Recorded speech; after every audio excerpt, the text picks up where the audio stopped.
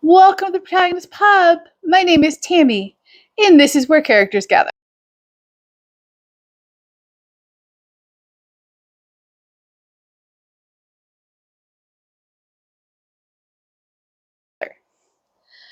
It is a lovely Tuesday morning, the 30th of January.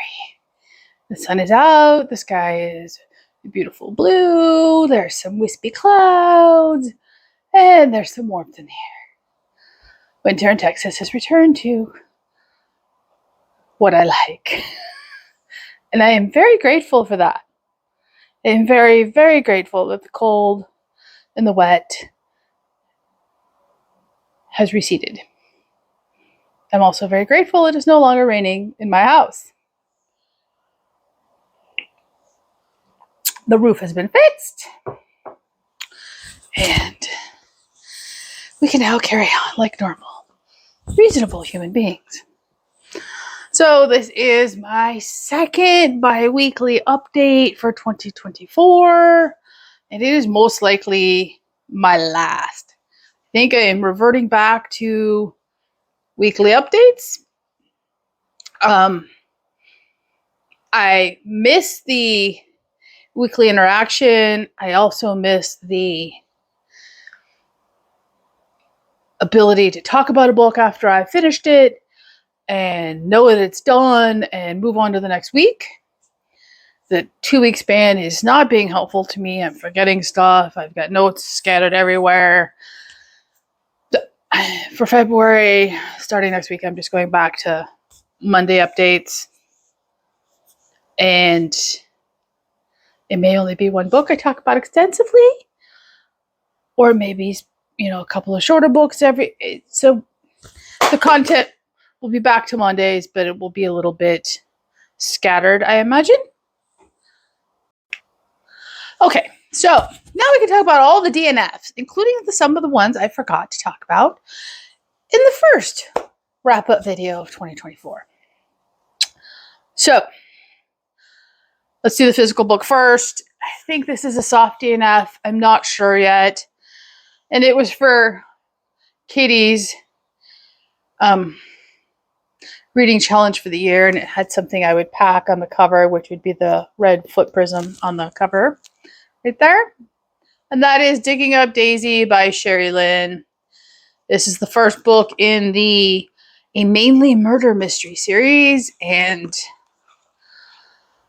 this was a birthday book.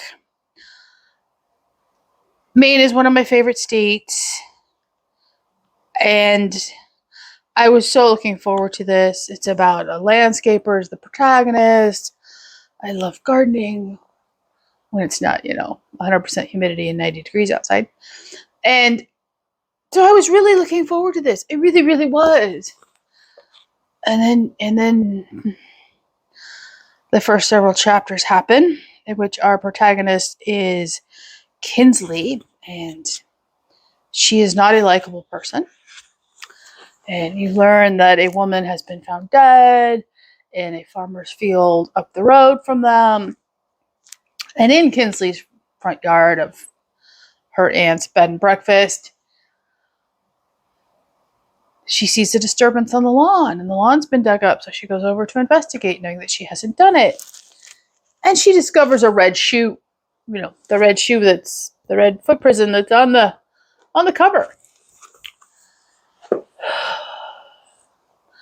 And she remembers the news story she saw from the previous night, in which they talk about how a shoe is missing.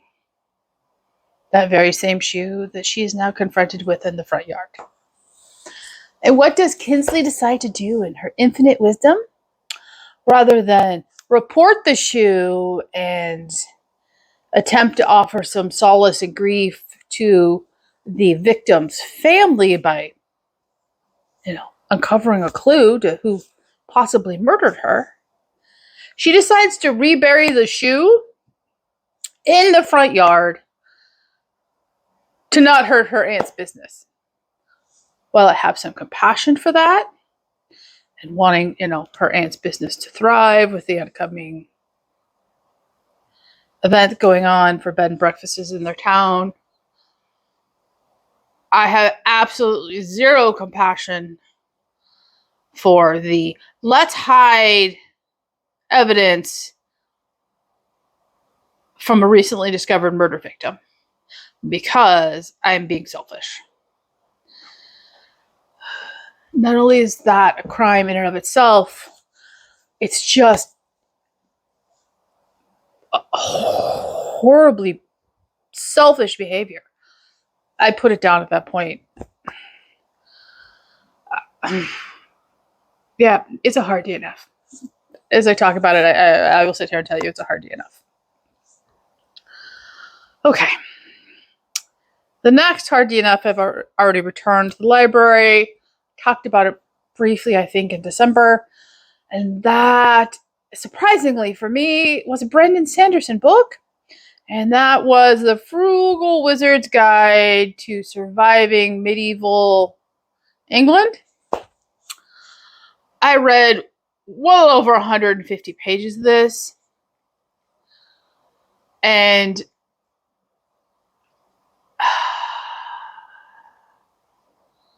it's a time travel sci-fi story. It is not set in the Cosmere. And it was continually, the narrative portion of the story was continually broken up by these advertising blurbs for the time travel company. And it kept taking me out of the narrative. And frankly, I was just bored. And I was tired of being taken out of the narrative and then having to pick it back up. And I either was skipping the narrative to read the time travel brochures, or I was skipping the brochures to read the narrative. I was just done. It was one of his 4 secret projects. It is incredibly weak. It is not up to Brandon Sanderson's standards, in my opinion. And yeah, just, it was not an enjoyable experience for me at all. So the next 2 DNFs are both NetGalley arcs. This is my fair and honest opinion in exchange for the books to review. First one was Coconut Dro Dead. And I had high hopes for this. I got about 30 pages in, 35 pages in. And if I've already talked about this, I'm sorry. There were too many characters. Even I was having trouble with these just vast amount of characters in the first 35 pages. Well over 30. I couldn't keep people straight. Didn't know enough about any single character to care, including the protagonist. Just, oh no, I couldn't do it. I wanted to. I really did, but no. There were far too many characters. It was just all over the place. And yeah. Okay, so the last DNF is a surprise. That is The Ark and the Dove by Jill Eileen Smith. This is biblical fiction. It is a retelling of Noah. And my problems with this book began on the very first page, in which, at the very beginning of chapter 1, she puts a historically accurate date.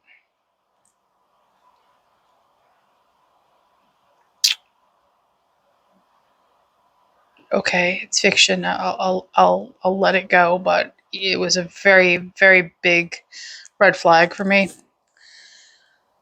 And then came, I read 6 chapters, I believe, maybe 10, no more than that. Noah was an incredibly unlikable character. His youngest son, I wanted to slap upside the head and send him to his room without supper for a good week.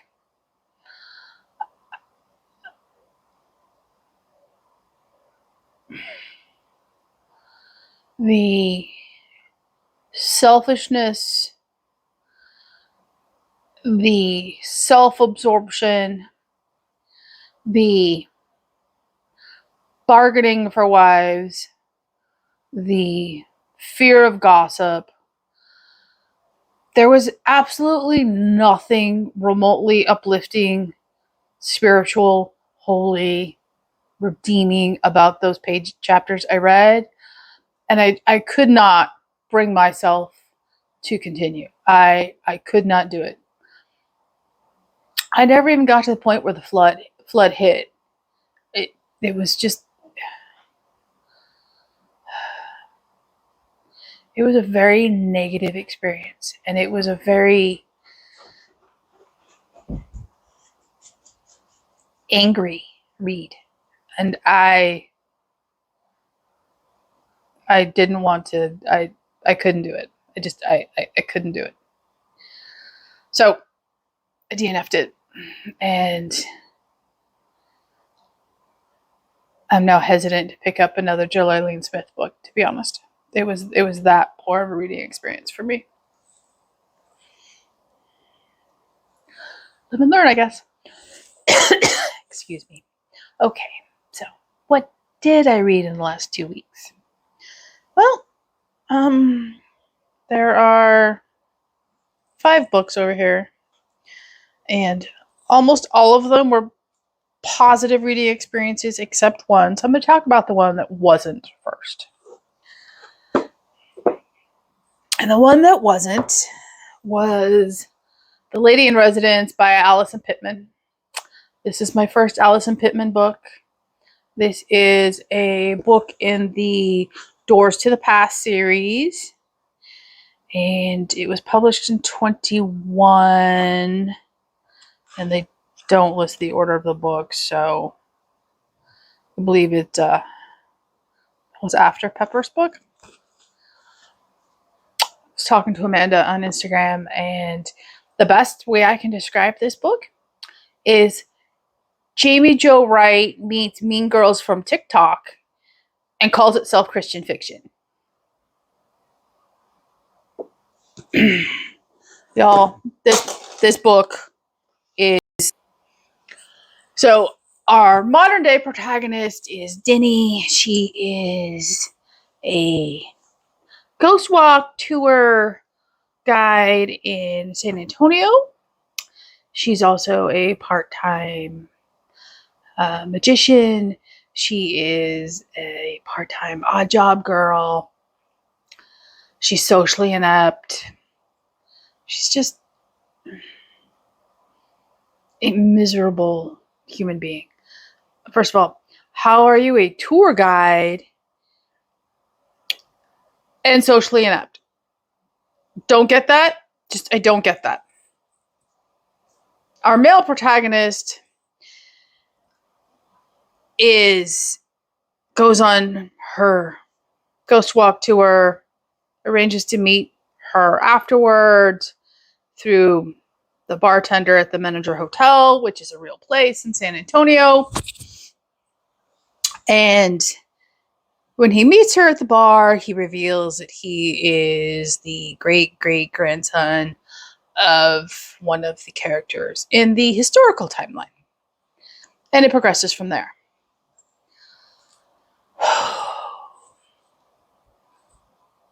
There are so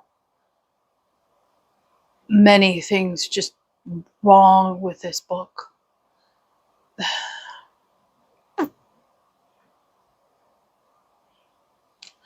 Denny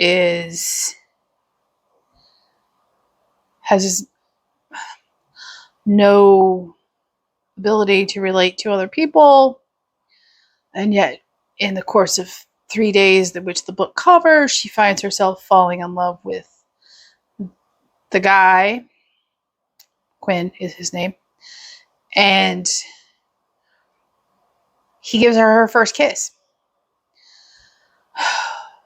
She's rude to her real life friends. She's dismissive of their concerns. She's covered in tattoos.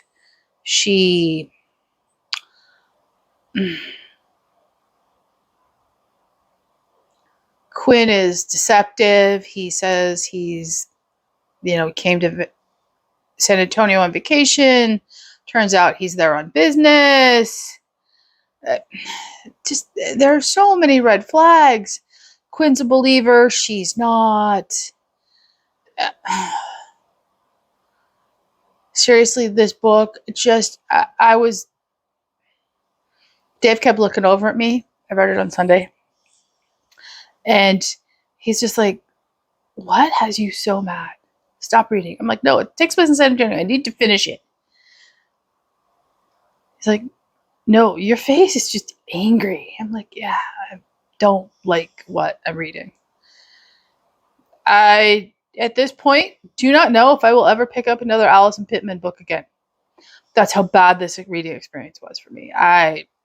It was not pleasant. I do not pick up that book. Just, bad, people. It was bad. In contrast to Between the Pages by Pepper Basham. This is also in the Doors to the Past series. This one, a buddy read with Tay over at Tales and Treats with Taylor. And there's some annotations in here. We used the Fable app to talk about this. I loved this book. Okay, it's not a surprise. It's a Pepper Basham book. I have yet to read anything by Pepper I don't love, but I loved this book. It takes place in Biltmore City, which is the little village adjacent to the Biltmore, North Carolina, which is a place near and dear to Taylor's heart. So it was fun hearing all about her recollections of the Biltmore and how much she adores it. I have never been there personally. I adored the historical timeline. Not so much the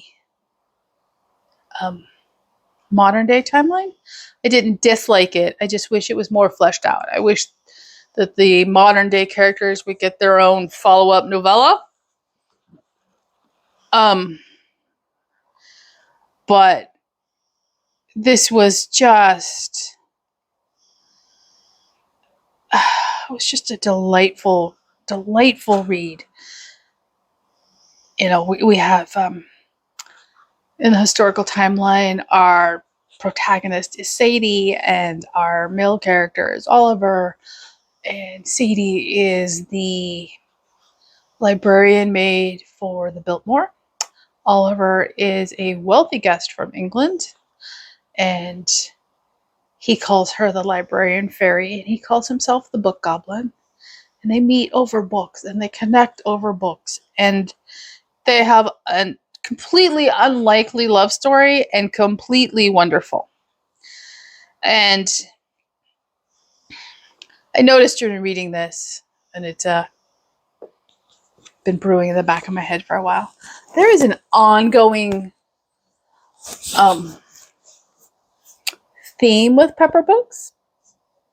I think it's one we can all relate to, and that is the North Carolina girl who lives for others at usually the detriment to herself, meets and falls in love with, the perfect guy for her.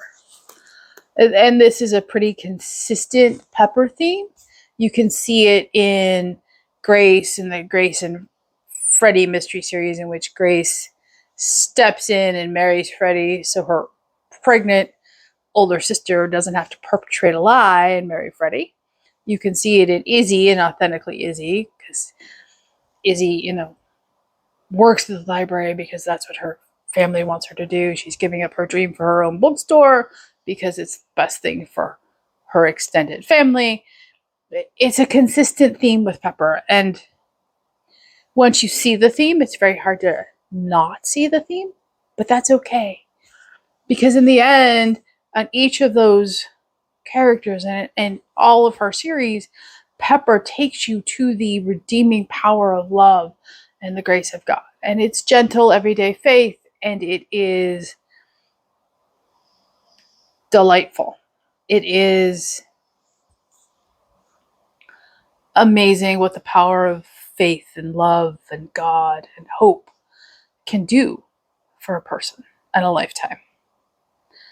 And this book, it's short. I mean, it's not a tome. If you haven't read it, go pick it up. It is just delightful. It is a blessing. It truly, truly is. And I wish that Clara and Max, our modern day protagonists, would get a follow-up novella and flesh out their story. Okay. So that closes the 2 books I have for Doors of the Past series. And let's break it up a little bit. This was a library book. This is a cozy mystery. It is That Old Flame of Mine by J.J. Cook. It is the first book in the Fire Brigade mystery series. Obviously, I have not had enough coffee. And this was an impulse pickup on the library shelf. I enjoy this one. It has some struggles calling itself a cozy. It is a cozy, but it's a cozy in which there is some occasional swearing. I can deal with some occasional swearing. It wasn't a turnoff. There's also a very active ghost in this story, so if that's a problem for you, you're not going to want to pick this up. It is set in Tennessee. The ghost, however, is very friendly, and he is there to help resolve some issues in town. So the premise is our female protagonist, and her name is Stella,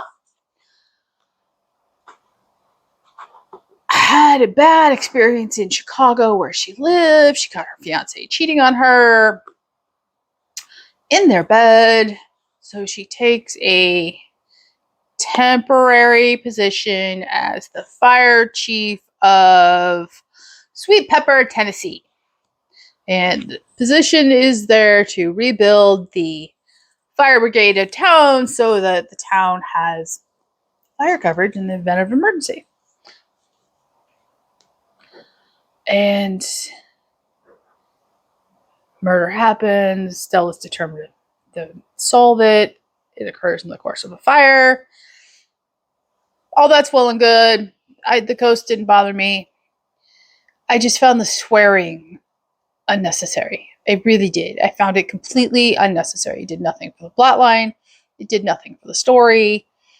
It was just unnecessary. And they don't generally swear in cozies. So why was it there? Okay, next up, Failed in Smoke by Jocelyn Green. This was the book club choice for January 2024. I am about to film my review for this book, so I'm not going to talk about it in detail here. I will tell you that I loved it. There is an amazing amount of emotional depth in this story, and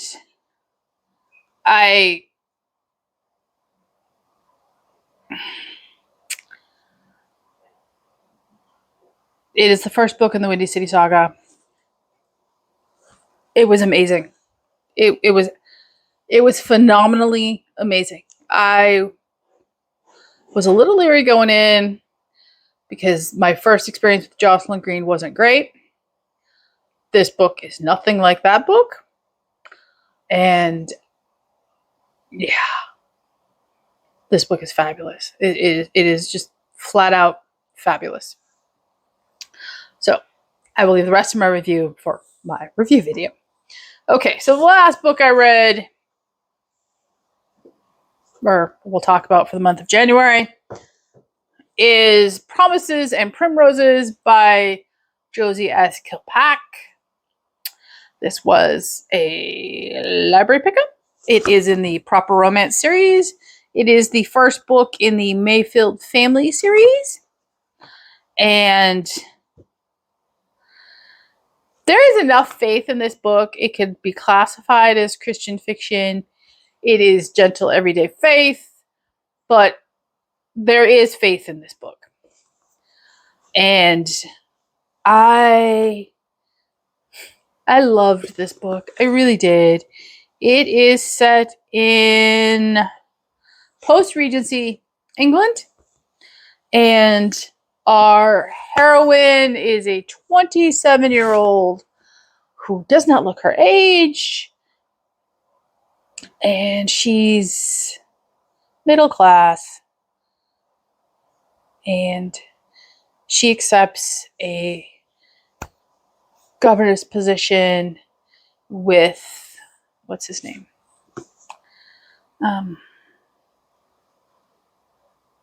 Peter, who is the future Lord Howardsford, and he's a widower. He has 2 young daughters,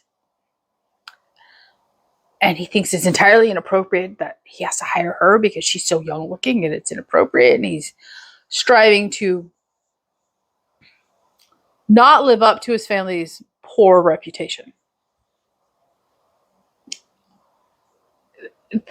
There are dogs in the story, which is probably why I loved it so much. But this was just sweet, and the relationship develops slowly, and they discover that they have more in common than they think they do. And there's a secondary romance going on in the background. It involves our protagonist, Julia's mother.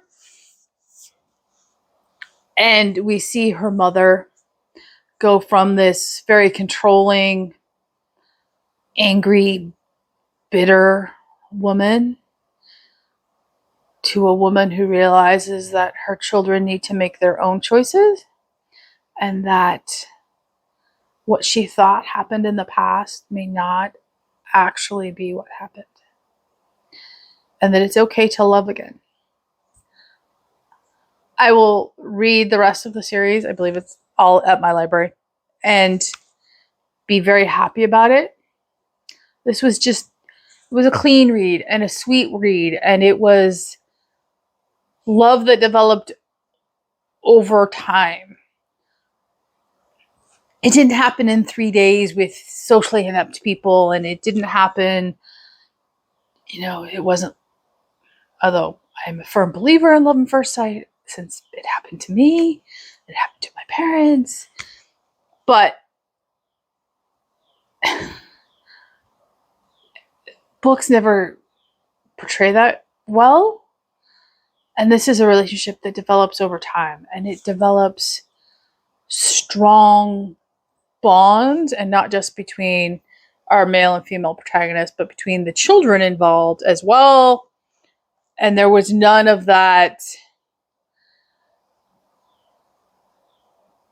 angst. There was no angst in this book.